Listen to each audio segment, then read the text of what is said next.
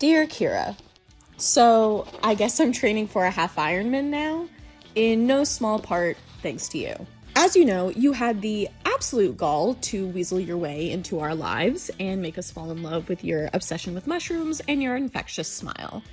And then you moved across the country and left a tiny Kira-sized hole in our lives.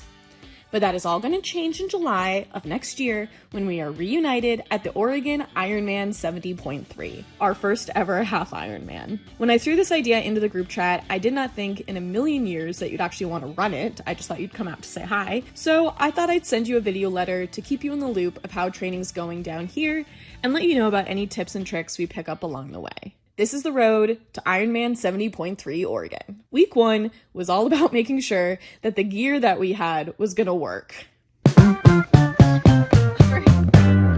DC had found us these wetsuits for only like 20 bucks a piece off of an Amazon returns auction site in town, but neither of us know anything about wetsuits, so we were keen to see how our finds would actually hold up in the water. So on a rainy Saturday afternoon, we made our trek down to Lake Mead with just a quick stop at Big 5 on the way to get DC some goggles. But goggles and wetsuits on, DC was really excited to swim in the cold. Oh yeah, it's... I love you.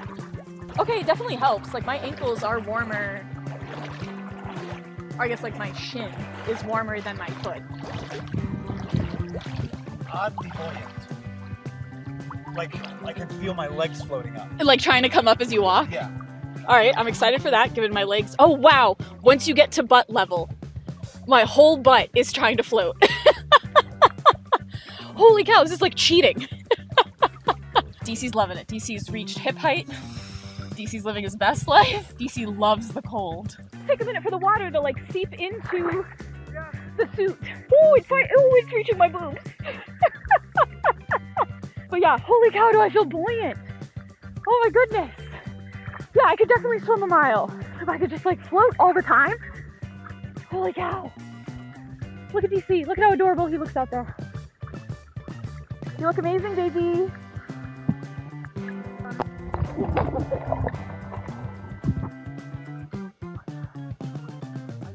Decided I'm gonna go full tilt.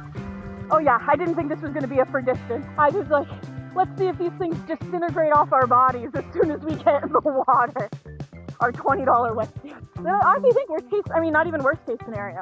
Like, I could definitely do it in the, I mean, we'll see once we do an actual distance swim, but it's so doable and so, oh my goodness, like I just float. I can't believe it. Oh, I literally, there's no way I could do this without being in a wetsuit. I would sink to the bottom of this lake and be one of the many, many dead bodies in this lake. So with the swim gear figured out, the next item on the agenda was the bike. I want to be so clear, you do not need a fancy bike to run this race, but as you know, the bike portion is my favorite portion of the triathlon, so I invested in this tri-bike that I found on Facebook Marketplace.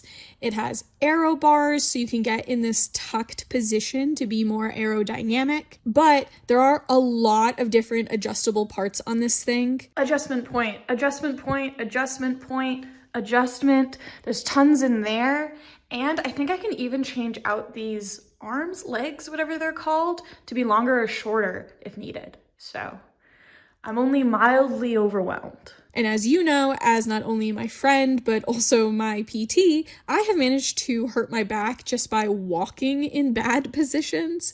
So if I was going to spend hours and hours in this odd, unnatural position, I wanted it to be in the most optimal place to avoid injury.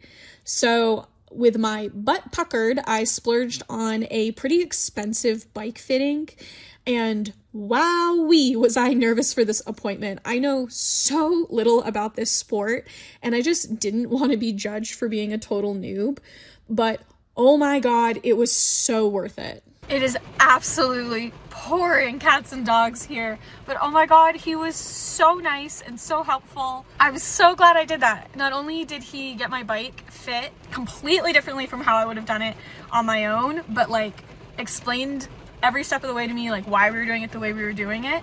He also gave me a lot of like the little tips and tricks and things you only learn after like being a part of the community or knowing people that cycle or just doing this for a long time. So I was nervous coming in that I was gonna like get made fun of because I didn't know anything. It was the exact opposite. Like, I now feel like I know a bunch of the stuff that I wish I had known before I went in. I'm so ready to ride, and unfortunately I'm gonna have to wait like another 2 days, I think, before it's clear enough for me to go bike this bike outside. I wish I had gotten more footage of that appointment. I was just living so in the moment and having so much fun. He literally did so much more than just fit my bike for me.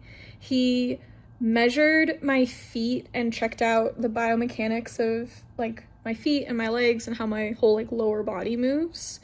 And it was just so funny because he would be like, I bet you're really comfortable squatting. And I'm like, yeah, I'm kind of known for being good at squatting.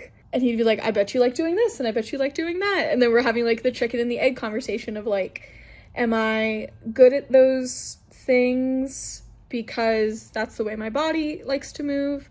Or does my body like to move that way because those are the things I like doing? Like, which came first, the chicken or the egg? He did point out that my feet like want to roll and my ankles almost like want to roll and sprain. And so he gave me some like tips and things on how to avoid that. He recommended I use like toe spacers at night because my toes, like, just even when I'm nervous, just sort of do this.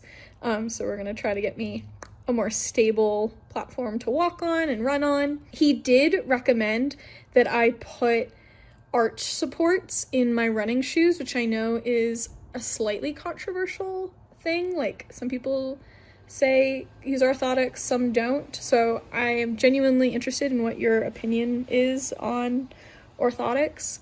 And then he also recommended that I put them in my biking shoes, which that one I understood more than the running shoes, because when you run, you want all of like the springiness in your foot. Like, that's helping support the bounciness and the runningness. When you're biking, you really want to lock your foot down. He was saying biomechanically, like, for biking, you don't need feet.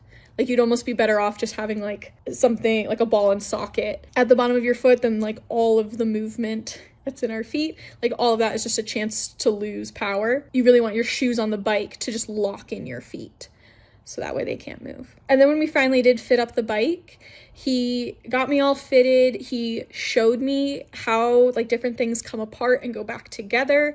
Because I said at the beginning, like, yeah, I fix things for a living. He's like, oh, let me show you how to maintenance your bike. He gave me a bunch of like little tips and tricks, not only for like biking, but also just bike maintenance in general. And then just like little things that you wouldn't know unless you had done this for a long time. So I sort of got like a mini coaching session and a bike fitting all in one. The website said that was supposed to be like an hour and a half, and I was with him for like 3 hours, which was totally dope, except I was starving by the end of it and literally had to stop at a Buffalo Wild Wings for lunch on a random Tuesday. So I'm literally sitting in this Buffalo Wild Wings in my tri-suit, just wolfing a burger. But I'm so happy, I'm so excited, and I just need this rain to go away so I can go ride my bike. And all that leaves us with is the run, and luckily all you need to run is a good pair of shoes. Now please don't judge me. I know you are a psycho whose daily kicks are Reebok Nanos, and I know that you are a fan of more minimal shoes, but I did end up trying out a cushier shoe, and I'm kind of in love. So I'm currently rocking Asics Nova Blast 5s, which, yes, are sporting a stack height of 39.2 millimeters. And just for reference, your nanos are around 8.6 millimeters. My old Nike Winflows I ran the last 2 years in are 33 millimeters.